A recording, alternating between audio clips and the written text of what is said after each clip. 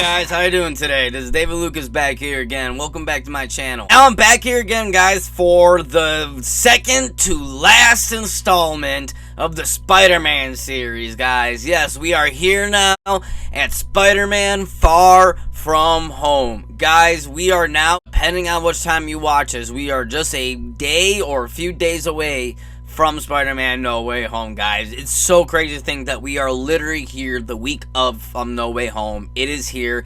It is gonna happen. By Friday morning, we're gonna know everything about this movie, and that is insane to think. Already again, just like I said, got my ticket for Thursday evening with my friends. Got a couple friends going with me.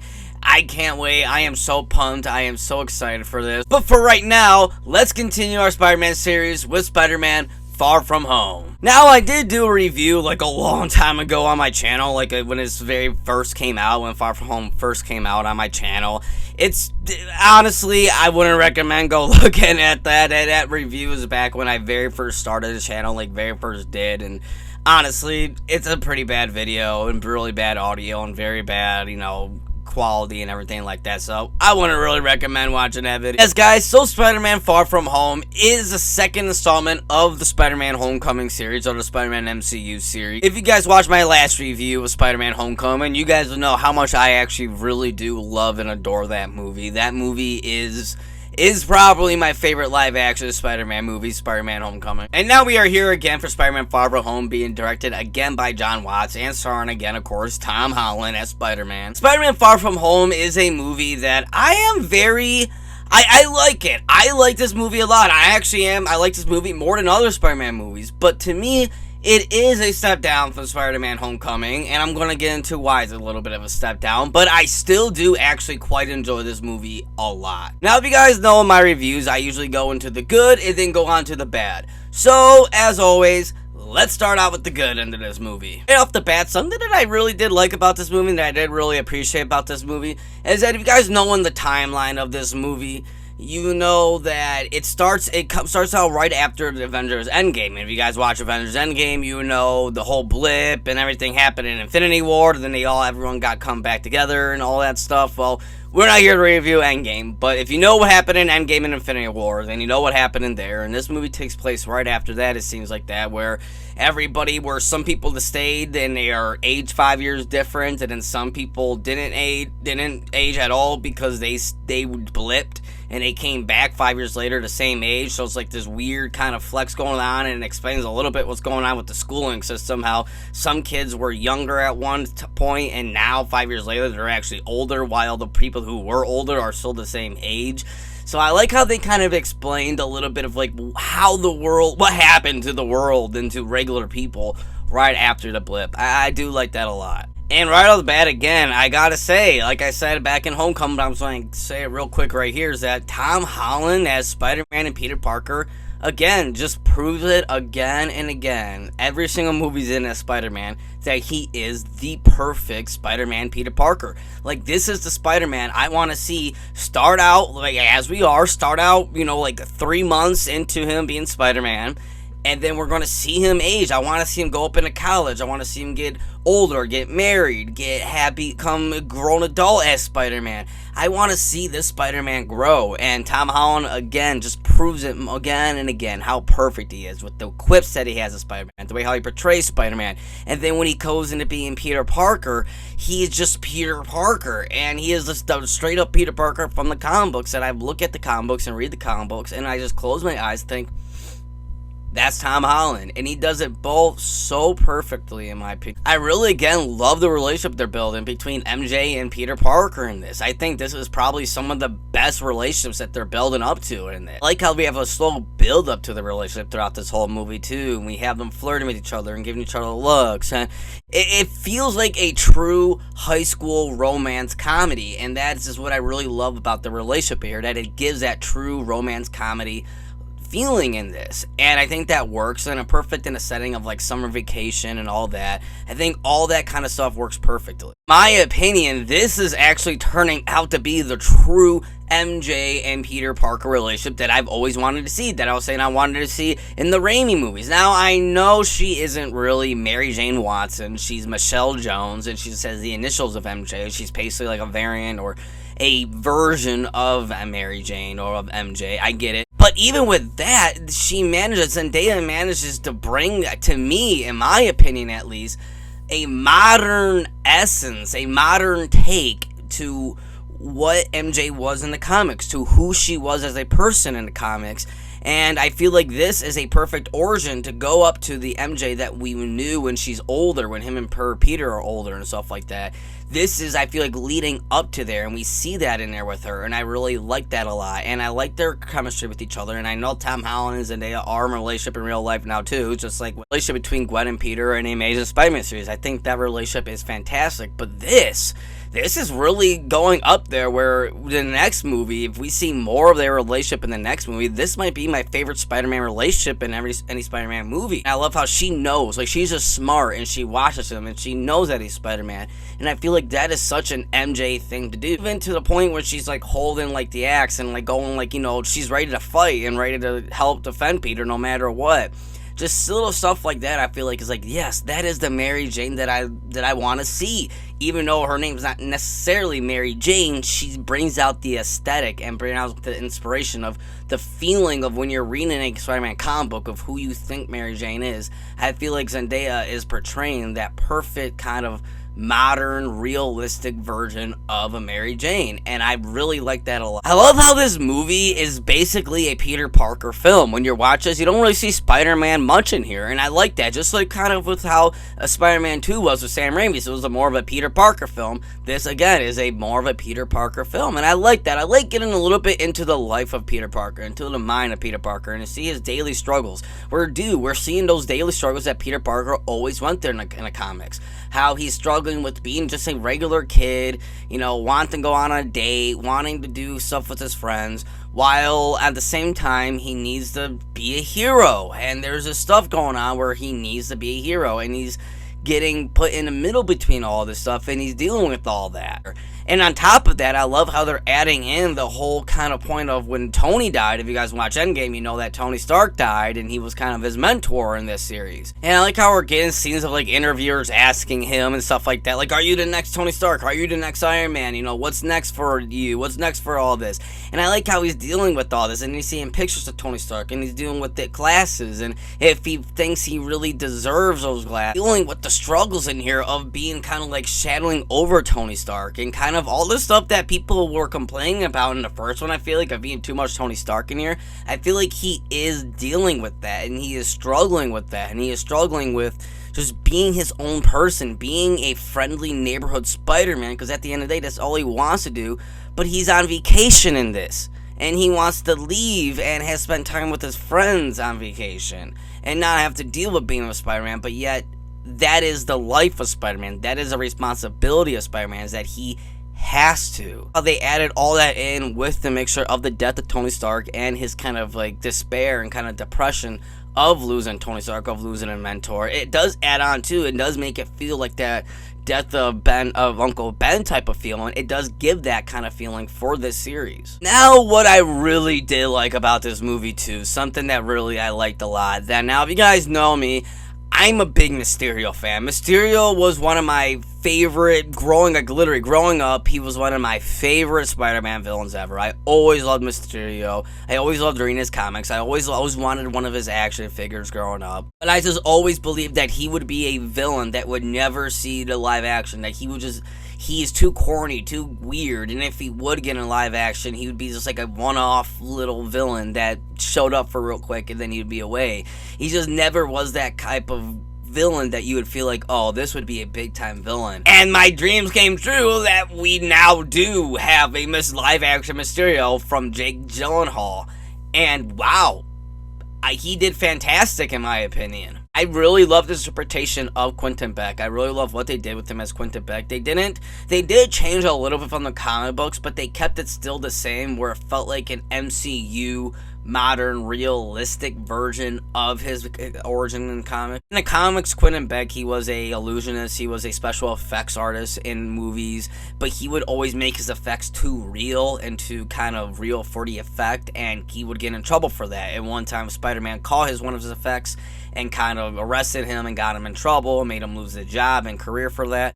So he ends up becoming the master illusionist, basically, villain for Spider-Man, and creates all these illusions and effects and everything for him. And in this one, he's basically a Tony Stark employee who created those Edith glasses, who created this basically barf, if you remember from Civil War. There was this program that Tony Stark had that was barf, that was able to project, like, you know, your thoughts, or like what you, a reality that you want to see is not real, but you're able to project it through these projector things, and he created this. And of course, Tony Stark stole his technology and then fired him and said he was too insane and all that stuff.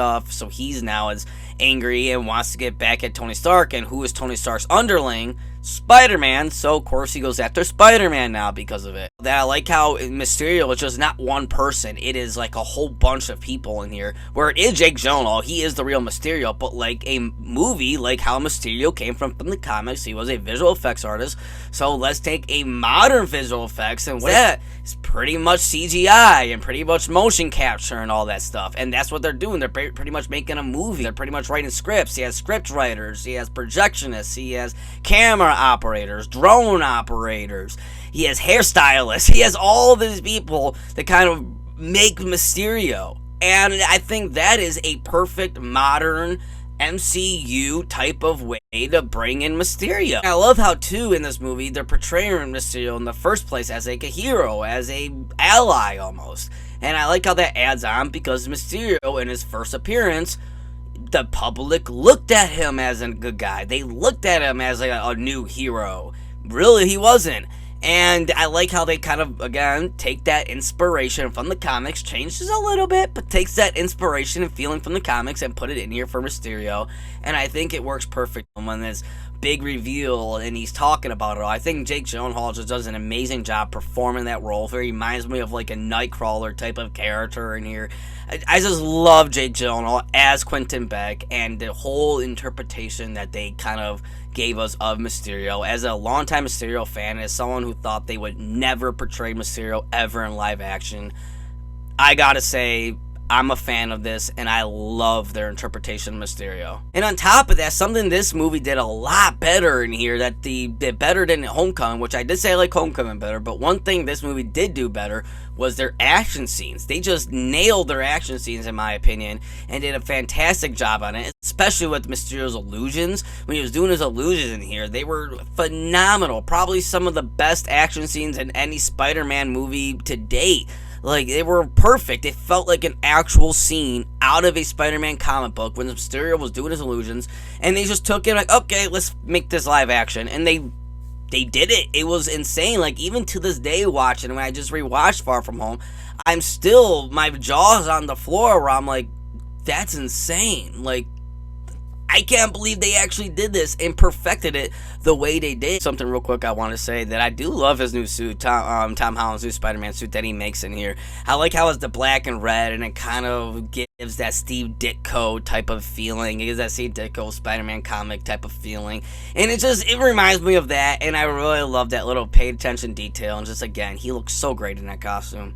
Ending to this movie, too, is probably one of the best Spider-Man endings, or best MCU endings ever, in my opinion. The big kind of mic drop. It was a huge mic drop where Mysterio reveals the identity of Spider-Man, and we are left now with something that has never happened in a Spider-Man movie ever, with everyone in the world knowing who Spider-Man is. The biggest mic drop ending ever, and add a cherry on top of that, guess who comes back? J.K. Simmons, J. Jonah Jameson. That, like, wow, even to this day, I remember sitting in a theater and that happened. I remember I screamed like, what? Like, everyone started clapping and cheering in the theater when he showed up. Like, it was one of the most biggest surprises and biggest kind of cherry on tops to an already fantastic ending to a movie. In my opinion, there's only less than a handful of people who you don't recast in comic book movies. Everybody else is fine. Everyone else, I don't care about recasting. But there's only a handful of people you don't recast. And one of them, and I said it in my past videos, but one of them is J.K. Simmons as J. Jonah Jameson. You do not recast that. He is perfect. He is J. Jonah Jameson, and Kevin Feige know that, and brought him back in his universe. And I can't wait to see more of him, if we hopefully do get more of him in Spider-Man No Way Home, because damn, that was one of the best endings in my opinion. Now that's pretty much it for all the good of this movie. Like I said, I did like this movie a lot, but I do have a few bad things about this movie, a few negatives and a few cons that I have going against this movie that I have to mention. So here we go on to my negatives, guys. Right off the bat, one thing I gotta say is that I do really miss the New York setting. I miss that friendly neighborhood setting and stuff like that to Spider-Man. It is the first movie, and I get it. They did something different and made him go off to Europe on a, high school vacation. Completely, I get that. But every time I watch this movie, I can't help to think that I feel like it would have been better if they just was in New York. Like, it feels a little off. It feels a little weird to see Spider-Man outside of New York. To me, it feels literally weird. And I don't know, it's just strange to me. And I like that they did it for one time, and I just hope they don't do that again. Another thing, too, is that I feel like this movie had a lot of comedy. Now, the comedy was good. Like, when there were certain parts where I feel like there was good comedy, but I feel like there were other parts where just the comedy was way, way too much. It just keep on almost overlapping each other, where it's kind of like, you guys really could have cut this scene out. Okay, you could have cut that out. Okay, you could have cut this out. Yeah, okay, this is a little bit too much. You went a little bit too far with that. Cut that out. There was a big noticeable problem myself throughout this movie, is that for some reason I felt like they just, like, while they're like on set or while they're making this movie, they just kept going, we need to make more jokes. More jokes. Come on, let's do more jokes. We need more jokes. And I feel like the comedy just really was overlapping each other and really got a little bit too much near the ending of the movie. There are some scenes in here in this movie, too, that to me, it just don't make really much sense at all, and it's honestly really just hard to watch because of how bad they are. A scene of Peter changing in front of a person who was giving him a new costume, and then we have to have a comedy scene of a guy walking in on them and all that stuff, and it's just kind of like, okay, it's a little bit weird, a little bit too much for this movie. And then we have a scene where Peter's in the bus, and he's about to almost kill everybody on his bus, in that same scene where he uses his spider powers, jumps out of bus, uses Spider-Man powers, and all he does is tell people, oh, look, something's over there. And for some reason, everybody on the bus decides to look over, and nobody, not a single soul on that bus, looked over to Peter and was like, did you just jump out of the... You're Spider-Man. There was none of that in here, and there were so much obvious moments, I feel like, throughout this movie, too, where Peter's constantly leaving. He is leaving here, he's leaving this, and so happenly, there's a new Spider-Man, or Night Monkey, what they call hero in town, just so happens when you guys are on break, and just so happens every time Peter leaves. And I just feel like there are too much stuff in here that is just too much like, okay, how is the only people noticing this is Zendaya, MJ? Like, it's just too much to me. Now, one last thing that I did have a problem with, and it's something little, I get it, but I don't know why. I don't like it when they were calling it Peter Tingle. It's a little bit thing. Like, I like the fact, now I do like the fact that they brought in Spider Sense, and they brought in the fact of him using Spider Sense. I just thought it would miss opportunity for them. Like, I understand the Peter Tingle thing at first. Like, when Aunt May's coming to him, she's like, oh, your Peter Tingle thing, or your Spidey Tingle thing. I feel like that would have been a good opportunity for him to be like, no, it's Spidey Sense. And she's like, no, Peter Tingle. I wish they would have had something like that, where he kind of acknowledged, like, no, Peter Tingle's not that, it's Spidey Sense. But they just go with the PD Tingle, or Spidey Tingle, or Peter Tingle, or whatever they call it in here. They kind of go with it way too much, I feel like. And it does get annoying, and it gets a little bit too much. And that's a big problem I have with this movie, is that they do a lot of things in here a little bit too much. And that's a big problem with this movie. So, guys, that's pretty much it for my positives and negatives on this movie. And my overall thoughts of Spider-Man Far From Home is that Spider-Man Far From Home is a pretty good Spider-Man movie that I do enjoy a lot, but it is a step down from Spider-Man Homecoming. It has great action scenes in it, a really good villain, a really good portrayal and interpretation of the villain here. Tom Holland, of course, always nails it as Spider-Man and Peter Parker. He's always awesome to watch as that character. I love it. I love the relationship between Spider-Man and MJ in here. I love their kind of chemistry and kind of their little build-up to the very ending of their relationship in this movie. I really like where it leads to it. I love the final acts of this movie. Basically everything of the final act with the action scenes and then the ending mic drop that they have in here. It's all done so well. I do have problems with it. I do miss the New York setting feeling of this movie. It is very noticeable that New York isn't a part of this movie when it should be a part of the DNA of Spider-Man. There is also a little bit too much comedy in here and a little bit too much of awkward, weird scenes in here that very doesn't make sense in the movie as a whole. But at the end of the day, I feel like this movie is a great Spider-Man movie that I do have problems with and is a step down from Spider-Man Homecoming. But I think it's right up there as one of my favorite Spider-Man movies. It's probably right there next to Spider-Man, the first Sam Raimi Spider-Man movies, because you guys know I like the first Sam Raimi Spider-Man movie more than the second. So I think it's tied right up there. Like, it's maybe a little bit lower, maybe a little bit higher than the first Sam Raimi Spider-Man movie. It's like right in there, I feel like. That means my overall grading of Spider-Man Far From Home, I'm going to have to give it a 7 out of 10 or a 7.5 out of 10, kind of depending on the day. Right over in there, 7 out of 10, 7.5 out of 10, right around there. So guys, let me know down in the comment section below, and let me know your thoughts on Spider-Man Far From Home. Did you like it? Did you didn't like it? Do you have my same opinions on it? Let me know down in the comment section below, and let me know your thoughts on Spider-Man Far From Home, guys. And of course, guys, we are literally almost there. This is the last video we're doing. This is the last video up until No Way Home. So this is going to be the last video of me reviewing all the Spider-Man movies without knowing anything about No Way Home. So that means on our next video, where we're going to be doing the Spider-Man videos, we're going to be at No Way Home. We're finally there after this whole big lead up, this whole big thing.